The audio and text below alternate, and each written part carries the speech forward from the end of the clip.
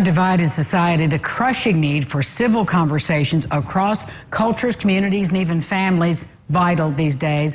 Summer El-Khadery is determined to open up these transformative discussions with cultural communications, and she is here today to share her story. It's good to see you. It's nice to see you too. We originally met on Facebook. Yeah.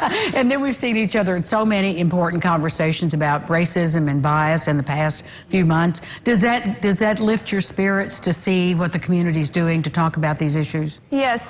So actually, before I started this program, I wasn't really aware of what was going on in the community, and then once you see those Facebook events popping up and starting to get like-minded people as friends on Facebook, you begin to see the types of events that are actually happening in the community, and I'm glad to add on to those existing events. Tell us a story about what inspired you with cultural communication. What were you thinking? So I kind of started organically. Originally in the spring semester, UE had a program called Community Changemaker Challenge. I remember that. And so I applied for that, but it wasn't with cultural communications. It was actually something called Culture Fest. And so it was a festival kind of garnered towards all cultures with performances, food demonstrations, and those discussion panels.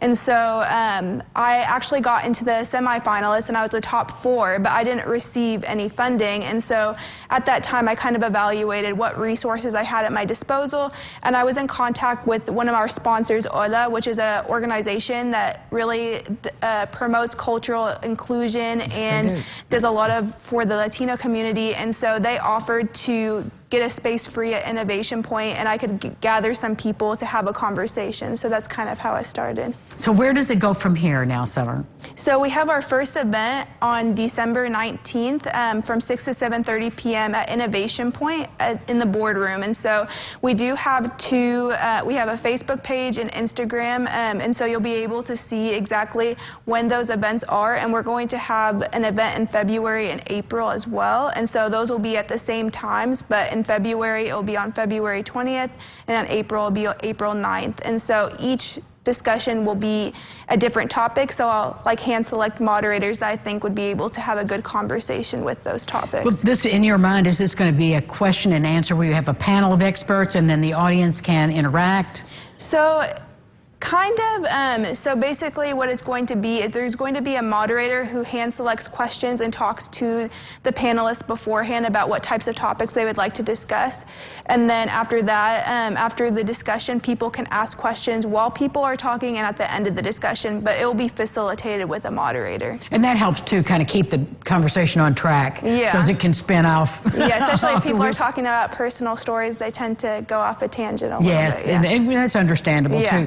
Now, Innovation Point is on Main Street in downtown Evansville. And so are all the events going to be there? So all the 3 events that I have currently, so maybe depending on how many people come to each event, we might switch where an Innovation Point is going to be. So there is different places like the boardroom, the media suite. So depending on how many people RSVP or interested on Facebook, then we'll kind of switch where it's going to be. Kind of see how it goes? Yeah. So Facebook is the best way to follow you and find out what you're doing? Yeah, so Facebook and Instagram. So on Facebook, we're at Cultural Communications. So we do have an event page and just a regular Facebook page, and then on Instagram we're at CulturalCom.